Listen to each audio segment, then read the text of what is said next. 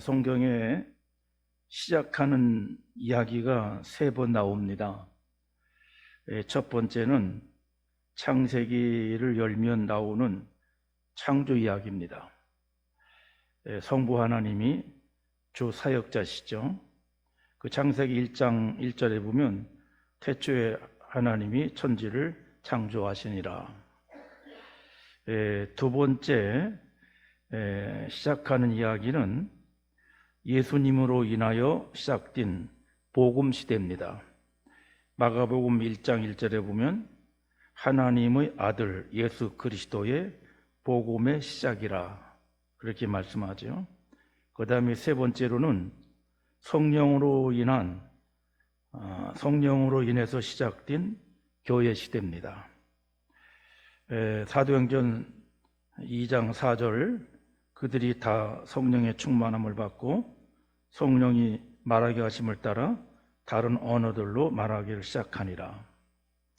이 삼위일체 하나님을 통해서 천지 창조가 시작되고 또 복음 시대가 시작되고 교회 시대가 시작이 되었습니다. 하나님으로 새 역사가 시작될 때마다 놀라운 현상이 나타났어요. 성부 하나님이 천지를 창조할 때 그 웅장함은 우리가 상상하기 힘들 정도로 웅장했을 것입니다. 또 예수님이 이 땅에 태어나실 때에 별이 예수님의 탄생을 알려주었고 천사들이 탄생 소식을 알렸고 그리고 천군 천사들은 아주 웅장한 소리로 찬양을 했습니다. 그리고 성령이 이 땅에 오실 때 도 어떤 현상이 있었어요? 지난주에 살펴보았습니다. 3가지 현상이 나타났다고 했습니다. 첫째는 청각적인 현상, 두 번째는 시각적인 현상, 세 번째는 언어적인 현상입니다. 성도들 중에는 오순절 성령 강림 사건과 똑같은 성령 체험을 하시기를 원하는 사람들이 있습니다. 우리도 오순절 성령 강림 사건과 같은 성령 체험을 했으면 좋겠다, 그렇게 원하는 사람들이 있습니다. 그러나 2000년 교회 역사 속에 그와 똑같은 사건은 없었어요. 그 이유는 성령님이 오셨다가 다시 가셨다고 그러면은 우리에게 성령 오순절과 같은 성령의 역사가 계속 있을 수가 있겠지요. 성령이 역사하시고 또 가셨다가 또 간절히 원하면 또 오셔서 역사하시고 이렇게 할 수가 있겠지만은 오순절 성령 강림 이후에는 그런 사건이 없어요. 왜냐하면은 성령이 이 땅에 오셔서 우리 가운데 내주하고 계시고 우리 공간 안에 내주하고 계시기 때문에 오순절과 같은 역사는 다시 일어나지 않는 것입니다. 이게 중요한 말씀이에요, 여러분들. 이 말씀을 기억하시고 그대로 믿으시기를 바랍니다. 성령님은 지금도 우리 안에 내주하셔서 역사하시는 것이지 갔다가 또 오순절 역사처럼 강림하는 그런 것이 아니다라는 사실이에요. 자, 그러면 오늘 본문으로 돌아가서 우리 깊이 생각해 보도록 하겠는데요. 4절 말씀을 다시 보겠어요. 그들이 다 성령의 충만함을 받고 성령이 말하게 하심을 따라 다른 언어들로 말하기를 시작하니라. 성령님이 바람으로 또 불로써 성도들의 몸을 장악을 한 후에 이어서 그들의 언어를 장악을 했습니다. 아마 마가의 다락방에 있던 사람들이 바람으로 불로써 임재한 성령님을 체험하고 난 후 그 자리에 있지 못하고 정신없이 길거리로 뛰쳐나갔을 것입니다. 그때 성령님은 그들의 입을 장악하셔서 성령님이 말하게 하는 대로 말하도록 했습니다. 오늘 본문 5절부터 8절 우리 함께 읽어보겠습니다. 5절부터 8절 시작. 그때에 경건한 유대인들이 천하 각국으로부터 와서 예루살렘에 머물러 있더니 이 소리가 나매 큰 무리가 모여 각각 자기의 방언으로 제자들이 말하는 것을 듣고 소동하여 다 놀라 신기하게 여겨 이르되 보라, 이 말하는 사람들이 다 갈릴리 사람이 아니냐? 우리가 우리 각 사람이 난 곳 방언으로 듣게 되는 것이 어찌 됨이냐? 그러니까 성도들이 입을 성령님이 장악을 하고 놀라운 현상을 벌어지도록 역사를 하셨어요. 그들이 다른 언어로 말하기를 시작을 했다 그럽니다. 이 말을 두 가지로 해석을 할 수가 있어요. 하나는 말하는 사람은 자기 나라 말을 하는데 듣는 사람이 또 역시 자기 나라의 말로 듣고 해석을 해서 들었다. 그렇게 생각할 수가 있고, 또 하나는 말하는 사람이 거기 모인 사람들의 나라, 거기 모인 사람들의 나라의 말로 말하였다. 그렇게 할 수가 있어요. 성경에 이에 대해서 분명하게 말하고 있지 않기 때문에 두 가지 해석 중에 어느 것이 꼭 맞다, 그렇게 할 수는 없지만 문맥상을 우리가 가만히 읽어보면 분명한 것은 예루살렘에 모인 모든 사람들이 자기 나라 말로 들었다는 것입니다. 일반적인 이해는 두 번째예요. 갈릴리 촌 사람들이 성령님이 임하시자 자신이 한 번도 배우지 못한 애국어로 말하기를 시작했다는 거예요. 오순절 임한 이 방언과 이후에 임한, 오순절 이후에 임한 방언은 분명히 차이가 있습니다. 오순절 방언은 애국어로 들리는 방언이고 애국어로 들리는 방언이었고, 다른 곳에 나타나는 방언은 오늘날 성도들이 하는 방언처럼 일반 사람들이 알아듣지 못하는 방언이라는 차이가 있습니다. 오순절 방언을 경험한 사람들이 그 반응을 사도행전을 기록한 누가는 세 가지 단어로 표현을 합니다. 6절 하반절에 보면 소동하여, 7절 상반절에 보면 다 놀라, 신기하게 여겨, 이렇게 표현을 합니다. 소동하여라는 말은 혼돈을 뜻합니다. 사람들이 일대 혼돈에 빠졌다는 것입니다.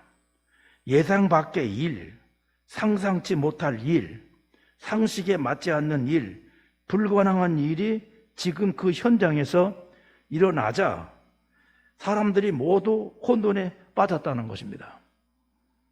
다 놀라, 아무도 해석할 수 없는 이 엄청난 일에 모든 사람들이 놀랐다는 것입니다.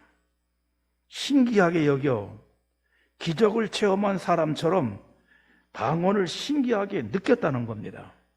지금 이 표현을 소동하였다, 다 놀랬다, 신기하게 이겼다라는 이 표현을 성령을 체험하지 못하신 분들은 무슨 소리를 하는가 잘 모를 거예요. 하지만 성령님을 체험해보고 방언의 은사를 받은 분들은 공감이 될 것입니다.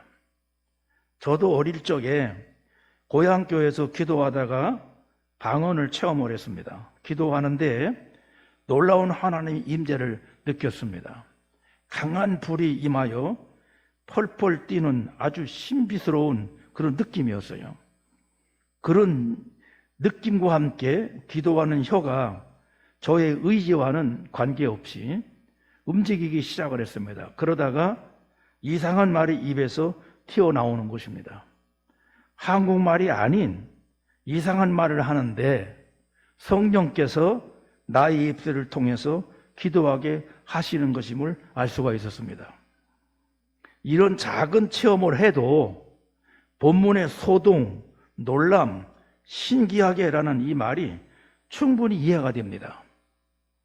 오순절에 임한 방언도 본문의 표현대로 소동, 놀람, 신기함의 체험이었습니다. 방언을 한 사람과 들은 사람 양쪽이 다 같이 체험한 것입니다. 성령 받은 120명이 체험을 했습니다. 예루살렘의 오순절을 지키려고 모인 모든 사람들이 들었어요. 방언을 들은 사람들을 9절부터 11절 상반까지 구체적으로 말합니다. 여기 구체적으로 지역 이름들이 나와요.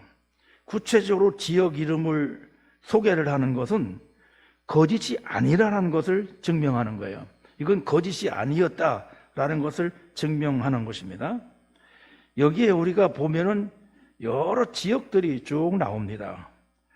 몇 개 나라가 언급되고 있습니까? 파악하기 금방 쉽지는 않아요. 손을 꼽아가지고 파악을 해봐야 됩니다. 그러나 본문에 나온 이 이름보다도 실제적으로는 더 많았을 것이라는 거예요. 그래서 학자들의 이야기를 들으면 학자들은 약 32개국 정도가 되었을 것이다, 그렇게 말해요. 그러니까 지금 여기에 소개되고 있는 나라보다 훨씬 더 많은 나라를 말하고 있습니다. 당시 지도를 펼쳐놓고 방언을 들은 자들의 국가를 이렇게 표시를 해보면 이스라엘 주변에 위치한 모든 나라들이 다 여기에 포함되고 있습니다. 그 당시로 말한다면 전 세계 모든 민족이었다, 그렇게 볼 수가 있는 거예요. 성령님이 임재하시니까 성령님이 그들의 언어를 장악을 했고 세계 모든 민족들이 그 말을 듣게 되었다는 것입니다. 언어가 하나 되는 역사가 일어난 겁니다. 여러분, 이런 성령의 역사에 대해서 어떻게 생각을 하십니까? 성령 하나님이 일하시면 지금도 이런 놀라운 영적 체험이 가능합니다. 똑같은 일은 아니지만, 똑같은 현상은 아니지만 지금도 성령의 역사로 비슷한 신비한 역사는 얼마든지 일어나고 있고 얼마든지 체험하고 있습니다. 성도 중에 할머니 한 분이 계셨는데 이 까막눈이었어요. 신앙생활을 하는데 한글을 못하는 사람, 한글을 못 읽는 사람은 참 힘이 들어요. 기독교는 미신이나 불교처럼 우상 앞에 가서 절만 하면 되는 게 아니고 예배할 때 책을 읽어야 합니다. 찬송가를 보고 불러야 합니다.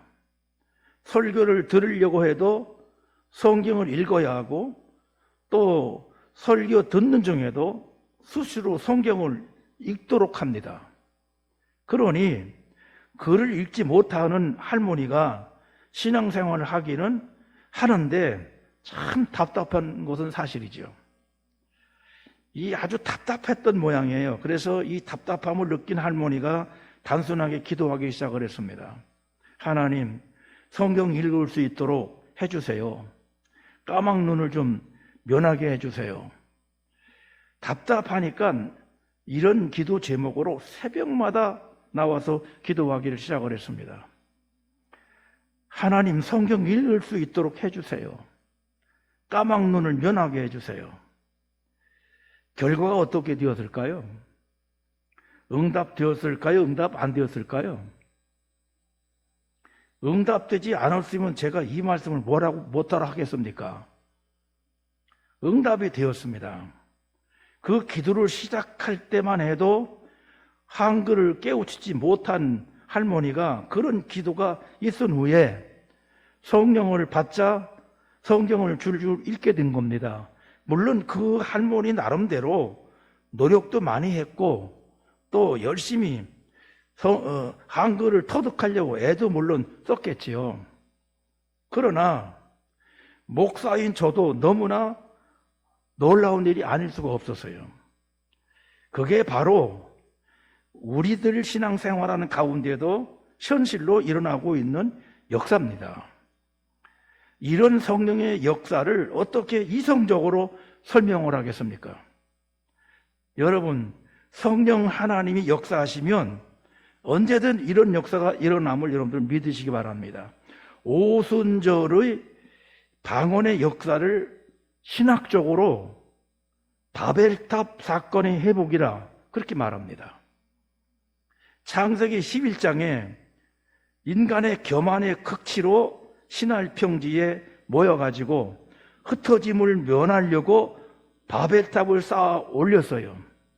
하나님은 그들의 교만함을 보시고 하늘에서 내려와 그들이 쌓던 바벨탑을 무너뜨리고 그들의 언어를 혼잡하게 해버렸습니다. 언어가 통하지를 않으니까 바벨탑 쌓는 일이 중단되고 언어가 같은 종족들끼리 흩어져서 살게 된 겁니다. 전 세계에 지금 언어가 다른 종족들이 서로 흩어져서 살고 있는 것은 바로 그때부터다, 그렇게 말할 수가 있습니다. 이때 흩어진 언어가 성령 받은 120명을 통해서 하나의 언어로 회복된 것입니다. 여러분, 우리가 성령으로 충만하면 가족 간에도 또는 성도 간에도 혼돈스러울 정도로 이상한 역사가 일어납니다. 성령으로 충만하면 언제나 하나가 될 수가 있습니다. 이들이 한 언어로 하나가 된 것처럼, 서로 말하는 자와 듣는 자들이 하나가 된 것처럼 성령 충만하면 언제나 하나 될 수가 있습니다. 공동체도 마찬가지입니다. 성령으로 충만하면 하나 될 수 있는 공동체가 될 수 있다, 그렇게 믿습니다. 자, 그러면 성령님이 언어를 지배하시고 120명의 성도들로 말하게 하셨는데 그들이 성령의 지배를 받아서 한 그 방언의 내용, 그 방언의 내용이 무엇이었는지 여러분들 알아보시면 무엇이었을까요? 그들이 한 방언의 내용들이 무슨 말이었습니까? 11절을 같이 보십시오. 11절을 같이 우리가 읽겠습니다. 시작. 그르데인과 아라바인들이 우리가 다 우리 각 언어로 하나님의 큰 일을 말함을 듣는도다. 각 언어로라는 말, 각 언어로라는 말은 성령의 말하시는 언어로라고 말하는 것입니다. 주체가 120명이 아니고 그들을 정확한 성령님이라는 것을 밝히는 거예요. 그 다음에 그들이 한 일이 무엇인지 말하고 있어요. 하나님의 큰 일, 하나님의 큰 일을 말하는 것을 듣는다라고 그래요. 하나님의 큰 일 하면은 뭐가 생각나십니까?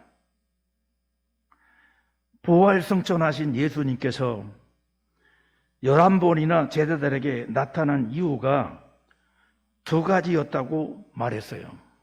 하나는 예수님의 부활의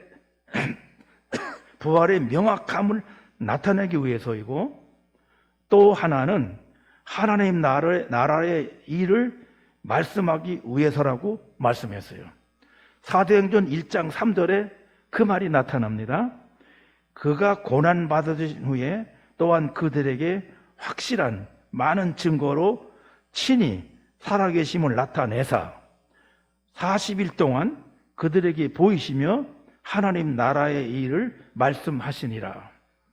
예수님이 그토록 하나님의 나라의 일을 알리고 싶어 했는데 지금 성령 받은 120명의 성도들이 성령을 받자마자 하나님의 큰 일을 말했다는 것입니다.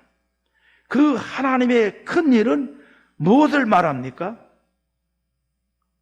하나님의 큰 일, 큰 일을 말하려고 그러면 아마 다음 주에 여러분들이 오셔서 베드로의 설교 내용을 들으면은 아마 쉽게 알 수가 있을 거예요. 베드로의 설교의 핵심은 예수님이 우리의 죄를 대신해서 죽으셨다. 우리의 죄를 사해 주시고 죽으신 예수님은 부활하셨다. 너희도 예수 믿으면 구원받을 수 있다. 회개하고 세례를 받으면 우리처럼 성령의 세례를 받을 수 있다. 그런 내용입니다. 그러니까 하나님의 큰 일은 예수 그리스도로 말미암은 구원에 관한 이야기입니다. 성령의 임재로 언어를 장악을 하자 그들은 굉장히 시끄러워졌어요. 말하기를 시작을 했습니다. 입이 열렸습니다. 오늘 설교 제목처럼 교회의 입이 열린 겁니다. 그들이 한 말은 세상적인 말이 아니었어요. 그들의 입에서 나오는 말은 오직 하나, 예수님 이야기, 구원의 이야기였습니다.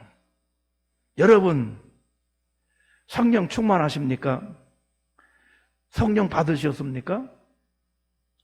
쉽게 알려면은 여러분의 입술이 열렸는지 확인해 보십시오. 신앙생활을 하면서 아직 입술이 열리지 않았다 그러면 성령 충만을 모르는 사람일 거예요. 여러분 기도에 입술이 열려 있습니까? 여러분 찬송에 입술이 열려 있습니까? 어떤 분들은 예배 중에도 찬송을 부르지 않는 분들이 있어요. 왜 그렇습니까? 물론 사정은 여러 가지가 이유가 있겠지만은 성령의 체험을 하지 못하면 그럴 수도 있어요, 여러분. 여러분, 말씀을 들으면서 아멘으로 화답하는 것이 부끄럽습니까? 예수님 전하는 것이 참 힘들고 예수님 전하는 것이 부끄럽습니까? 그렇다면 성령 충만하지 못한 것이 아닐까요? 만약에 그렇다면 사도행전의 말씀을 들으면서 여러분들의 입술이 성령님으로 인해서 열려지는 그런 역사가 있기를 바랍니다. 우리 교회도 성령 충만함을 회복해가지고 주님이 기뻐하시는 일을 아주 시끄럽게 할 수 있는 그런 교회가 되어야 되고, 여러분들도 성령 충만해서 입이 열려가지고 예수님의 큰 일, 예수님의 이야기, 예수님이 구원의 이야기를 시끄럽게 많은 사람들에게 나타낼 수 있어야 된다 그 말입니다. 그래서 자기 입이 열렸는가 하는 것을 점검해 보면은 내가 성령 충만한 삶을 사고 있는지 아닌지 어느 정도 여러분들이 점검이 가능한 것입니다. 본문에서 하나만 더 생각을 해봅시다. 120명이 성령 충만하여 하나님의 큰 일을 말했습니다. 하나님의 큰 일은 아까 말씀드린 대로 예수님에 관한 이야기, 구원의 이야기를 말합니다. 그걸 이제 그들이 말하기를 시작을 했어요. 그러니까 마가의 다락방에 있었던 사람들이 이제 바깥으로 뛰어나가가지고 입이 열린 것입니다. 입이 열려가지고 아주 큰 일, 하나님의 큰 일을 말하기를 시작한 겁니다. 그런데 회중들에게, 이 말을 들은 회중들에게 세 가지 반응이 나왔어요. 첫째는 말씀대로 믿는 자들이 있었습니다.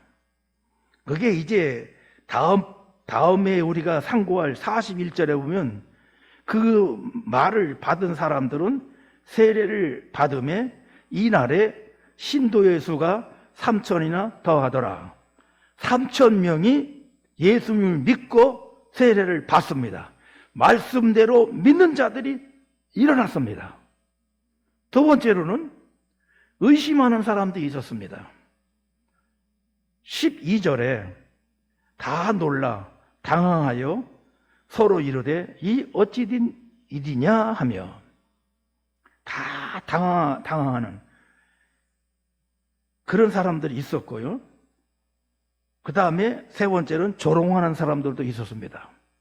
13절에 또 어떤 이들은 조롱하여 이르되 그들이 세술에 처해왔다 하더라. 여러분, 성령의 놀라운 경험을 하고 어떤 유형의 반응을 보이십니까? 여러분들이 성령의 놀라운 경험을 한 후에 어떤 유형의 반응을 보였습니까? 우리 모두 오순절에 임하신 성령님이 우리 교회에 또 우리 안에 충만히 임하셔서 우리도 하나님의 큰 일을 말해서 많은 사람들이 믿고 구원에 이르는 역사를 볼 수 있어야 되지 않겠습니까? 아무쪼록 여러분들도 순수한 마음으로 성령의 역사를 순수한 마음으로 믿고 따르고 또 입이 활짝 열려가지고 복음을 증거하는 여러분들이 되어서 여러분들이 열린 입을 통해서 구원받는 자들이 날마다 늘어나는 그런 열매가 있어지기를 주님의 이름으로 간절히 축원드립니다.